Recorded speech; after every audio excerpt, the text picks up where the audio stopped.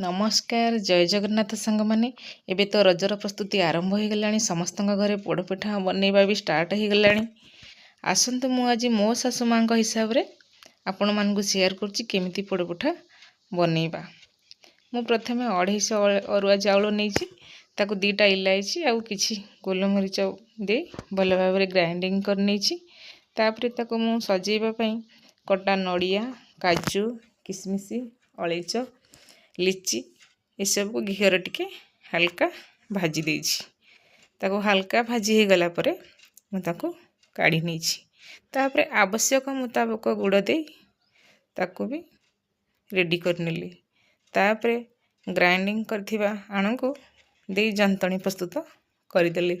जंतणी हमर रेडी हो गला तापर कड़ाई रे किछि घी दे ताको भल भाव रे सब आड़ साइज करी रखी दिया गला। तापर लिची कटा नड़िया आउ काजू किसमिश सबको एमती भल भाव रे दे सजेदेली। तापर भल सुंदर दिखापी मुझे मोतीचूर लड्डू हाफ नहीं ताकू पिठा मझे दे देछि ताप देखंतु केते सुंदर देखा जाउछि। तापर मु ढक्कन दे देछि ढक्कन दे के 15-20 मिनट सिझी स्लिम रे सिझी गला परे ताकू मु काढ़ी देछि। देखंतु पिठा केते सुंदर है। जदि आपण मानको रेसिपीटी भल लागुछि लाइक करंतु सब्सक्राइब करंतु कमेंट मध्य करंतु आ मो सासु माँ को धन्यवाद दियंतु।